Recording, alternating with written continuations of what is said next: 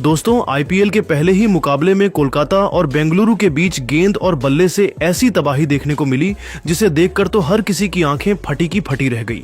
जहां अजिंक्य रहाणे ने टी20 को टी10 बनाते हुए नया कीर्तिमान स्थापित कर दिया, तो वही कुणाल पांड्या और रसिक सलाम ने मिलकर बेंगलुरु की टीम को मैच में शानदार वापसी कराई। तो आखिर कैसे बेंगलुरु की टीम ने मैच में की शानदार वापसी? दोनों टीमों के बीच रोंगटे खड़े कर देने वाले मुकाबले की पूरी हाईलाइट तो हम आपको जरूर दिखाएंगे, लेकिन उससे पहले आपको क्या लगता है, विराट कोहली, अजिंक्य रहाणे और रिंकू सिंह में कौन है सबसे खतरनाक बल्लेबाज? आप खुद नीचे कमेंट करके जरूर बताइए। और लंबे इंतजार के बाद वह घड़ी आ गया जब ईडन गार्डन के मैदान पर आईपीएल का पहला मुकाबला रॉयल चैलेंजर बेंगलुरु और कोलकाता नाइट राइडर के बीच महासंग्राम शुरू हुआ। इस मुकाबले में सिक्का उछाला गया तो रजत पाटीदार ने जीता और पहले गेंदबाजी करने का फैसला किया। वहीं कोलकाता की टीम को बल्लेबाजी करने के लिए आमंत्रित किया।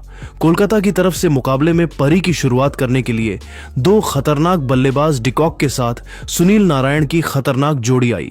वहीं बेंगलुरु की तरफ से पहले ओवर लेकर आए टीम के सबसे खतरनाक गेंदबाज जोश हाजलेवुड।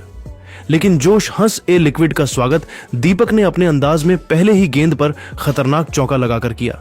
लेकिन डिकॉक को दूसरी ही गेंद पर बड़ा जीवनदान मिल गया। लेकिन तीसरी गेंद पर हाजलेवुड हुए डिकॉक को मैदान पर टिकने नहीं दिया और उन्हें पवेलियन का रास्ता दिखा दिया। कोलकाता की टीम को 4 रनों के स्कोर पर पहला झटका लग गया। डिकॉक अपनी टीम के लिए 4 रन बनाकर पवेलियन लौट गए। अब मैदान पर सुनील नारायण का साथ देने के लिए खुद कप्तान अजिंक्य रहाणे आ चुके थे। इन दोनों खिलाड़ियों के कंधों पर टीम की पूरी जिम्मेदारी टिकी हुई थी। वहीं बेंगलुरु की तरफ से दूसरा ओवर लेकर आए यश दयाल खतरनाक गेंदबाजी का नजारा दिखा रहे थे। बल्लेबाजों को बार बार परेशान कर रहे थे। सुनील नारायण को उनकी गेंद बिल्कुल भी समझ नहीं आ रही थी। बेंगलुरु टीम की शुरुआत बेहद शानदार हो चुकी थी। 2 ओवर में कोलकाता की टीम ने केवल 5 रन बना पाए। उनके बल्लेबाज मैदान पर संघर्ष करते हुए दिखाई दे रहे थे। तीसरा ओवर लेकर आए एक बार फिर विकेट की तलाश में जोश हाजलेवुड। एक बार फिर उन्होंने खतरनाक गेंदबाजी का नजारा दिखाए। बाल बाल सुनील नारायण अपना विकेट गंवाने से बच रहे थे, लेकिन सुनील नारायण ने प्रेशर में आकर ओवर की चौथी गेंद पर खतरनाक चौका जड़ दिया और अपनी टीम के स्कोर को तेजी से आगे बढ़ाया। लेकिन उसके बाद भी सुनील नारायण मैदान पर संघर्ष करते हुए दिखाई दिए। 3 ओवर में कोलकाता का स्कोर केवल 9 रनों तक पहुंच पाया। इस ओवर में भी जोश हाजलेवुड ने केवल 4 रन दिए। बेंगलुरु की टीम को शानदार शुरुआत मिल चुकी थी। स्टेडियम में बैठे दर्शक भी मैच का भरपूर लुत्फ उठा रहे थे। स्टेडियम खचाखच भरा हुआ था। चौथे ओवर में बेंगलुरु के कप्तान रजत पाटीदार ने बॉलिंग स्पेल में बदलाव किया। यश दयाल की जगह पर गेंदबाजी करने के लिए उन्होंने रसिक सलाम को बुलाया, लेकिन उनकी उम्मीदों पर पानी फेरते हुए कप्तान अजिंक्य रहाणे ने शानदार चौका लगाकर अपना खाता खोला और टीम के स्कोर को तेजी से आगे बढ़ाया।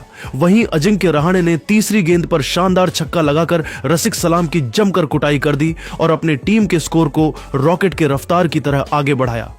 कोलकाता नाइट राइडर की टीम धीरे धीरे मैच में वापसी करती हुई नजर आ रही थी। अजिंक्य रहाणे का बल्ला इसके बाद भी रुकने का नाम नहीं लिया। इसी ओवर की 5वीं गेंद पर एक और खतरनाक छक्का जड़ दिया और बेंगलुरु के खेमे में मातम फैला दिया और अपनी टीम के स्कोर को 4 ओवर में 25 रनों तक पहुंचा दिया। कोलकाता नाइट राइडर के फैन खुशी से झूम रहे थे। अजिंक्य रहाणे खतरनाक अंदाज में बल्लेबाजी कर रहे थे। वह तो टी20 मैच को टी10 बनाकर खेल रहे थे। उनकी बल्लेबाजी देखकर खुद शाहरुख खान भी तालियां बजा रहे थे। विकेट की तलाश में रजत पाटीदार ने एक बार फिर बॉलिंग स्टाइल में बदलाव किया और इस बार उन्होंने फिरकी के जादूगर कुणाल पांड्या को बुलाया।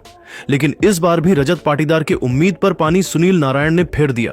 पहले ही गेंद पर खतरनाक छक्का लगाकर टीम के स्कोर को तेजी से आगे बढ़ाया। सुनील नारायण और अजिंक्य रहाणे अपनी टीम के लिए तेजी से रन बटोर रहे थे। बेंगलुरु के हर गेंदबाजों की धज्जियां उड़ा रहे थे। ये दोनों बल्लेबाज केवल चौके और छक्कों में ही डील कर रहे थे। कुणाल पांड्या के ओवर में अजिंक्य रहाणे ने भी अपना हाथ खोल और ओवर की 5वीं गेंद पर खतरनाक चौका जड़ दिया। इसके बाद भी इनका बाला रुकने का नाम नहीं लिया।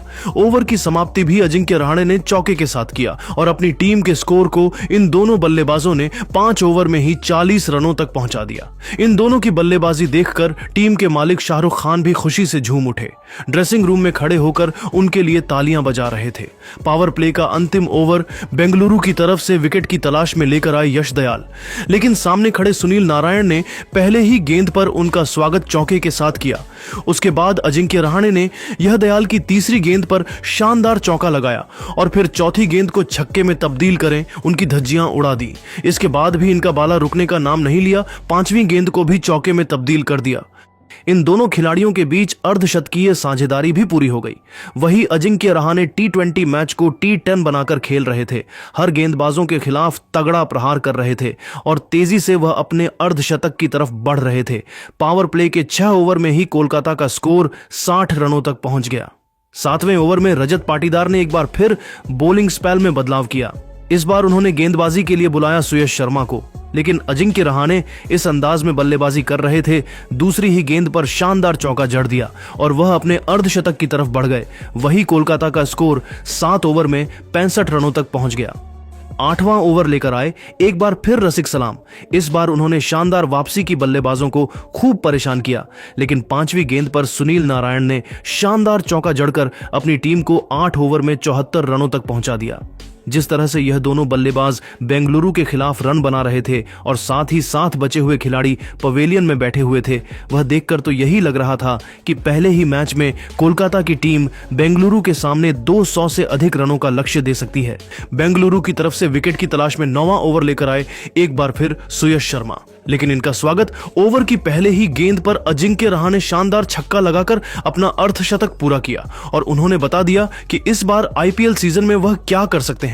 वहीं फिर 5वीं गेंद पर सुनील नारायण ने भी अपने बल्ले का मुंह खोला और शानदार छक्का जड़ दिया और फिर इस ओवर का अंत सुनील नारायण ने शानदार चौके के साथ करके अपने टीम के स्कोर को 9 ओवर में ही 96 रनों तक पहुंचा दिया और बेंगलुरु के हर गेंदबाजों की धज्जियां उड़ाकर रख दी। कोलकाता का स्कोर रॉकेट के रफ्तार की तरह आगे बढ़ रहा था। इन दोनों की बल्लेबाजी देखकर पूरा क्रिकेट जगत हैरान था। बेंगलुरु के गेंदबाज विकेट के लिए तरस गए। विकेट की तलाश में बेंगलुरु की तरफ से 10वां ओवर लेकर आए रसिक सलाम, लेकिन सुनील नारायण तो कुछ अलग ही इरादे से मैदान पर उतरे थे। तीसरी ही गेंद पर शानदार चौका लगा दिया और अपने टीम के स्कोर को 100 रनों के पार पहुंचा दिया। वहीं फिर ओवर की चौथी गेंद पर सुनील नारायण ने एक बार फिर अपना प्रचंड रूप दिखाया और ओवर की 5वीं गेंद पर थप्पड़ की तरह खतरनाक छक्का जड़कर रसिक सलाम की धज्जियां उड़ा दी और इसी के साथ इन दोनों खिलाड़ियों के बीच शतकीय साझेदारी पूरी हो गई। लेकिन रसिक सलाम ने ओवर की अंतिम गेंद पर सुनील नारायण को पवेलियन का रास्ता दिखाकर इस छक्के का बदला ले लिया और कोलकाता की टीम को 107 रनों के स्कोर पर दूसरा बड़ा झटका लग गया। सुनील नारायण अपनी टीम के लिए केवल 26 गेंद में 44 रनों का योगदान देकर पवेलियन लौट गए, लेकिन कप्तान अजिंक्य रहाणे अभी भी मैदान पर टिके हुए थे उनके साथ देने के लिए। अब कोलकाता के सबसे भरोसेमंद बल्लेबाज वेंकटेश अय्यर आ चुके थे। कोलकाता का स्कोर 10 ओवर में 707 रनों तक 2 विकेट पर पहुंच चुका था। 11वां ओवर लेकर आए कुणाल पांड्या और आते ही इन्होंने ओवर की तीसरी गेंद पर सेट बल्लेबाज अजिंक्य रहाणे को पवेलियन का रास्ता दिखाकर बेंगलुरु को मैच में शानदार वापसी करा दी। अजिंक्य रहाणे अपनी टीम के लिए 31 गेंद में 56 रनों का योगदान देकर पवेलियन लौट गए। कोलकाता को बैक टू बैक 2 बड़ा झटका लग गया, लेकिन अब वेंकटेश अय्यर का साथ देने के लिए मैदान पर अंककृष्णा रघुवंशी आ चुके थे। इन दोनों खिलाड़ियों के कंधों पर टीम की पूरी जिम्मेदारी आ चुकी थी। वेंकटेश ने भी शानदार चौका लगा कर टीम के स्कोर को तेजी से आगे बढ़ाया, वहीं रघुवंशी ने भी तेजी से खेलना शुरू कर दिया। लगातार 2 चौके जड़कर अपने टीम को 12 ओवर में 124 रनों तक पहुंचा दिया। लेकिन रघुवंशी का साथ देने अब रिंकू सिंह आ चुके थे। इन दोनों खिलाड़ियों ने मिलकर टीम के स्कोर को तेजी से आगे बढ़ाया और 14 ओवर में 141 रनों तक पहुंचा दिया। लेकिन रिंकू सिंह दोस्तों ज्यादा देर तक मैदान पर टिक नहीं सके। 15 ओवर लेकर आए। कुणाल पांड्या ने उन्हें अंतिम गेंद पर क्लीन बोल्ड कर पवेलियन का रास्ता दिखा दिया। वही बल्लेबाजी करने आए आंद्रे रसेल भी कुछ खास नहीं कर सके। केवल 4 रन बनाकर सुयश शर्मा के शिकार हो गए। बैक टू बैक कोलकाता को झटका लगने लगा। बेंगलुरु की टीम मैच में शानदार वापसी कर चुकी थी। रघुवंशी अकेले टीम के लिए रन बना रहे थे। टीम का स्कोर 150 रनों के पास जा चुका था, लेकिन रघुवंशी भी 19वें ओवर में अपना विकेट खो बैठे और कोलकाता को 168 रनों के स्कोर पर 7वां बड़ा झटका लग गया। वहीं अंतिम ओवर में हर्षित राणा भी अपना विकेट खो बैठे। टीम के लिए केवल 5 रन बनाकर पवेलियन लौट गए। कोलकाता की टीम ने बेंगलुरु के सामने 20 ओवर में 174 रन बने और पहाड़ जैसा लक्ष्य दिया।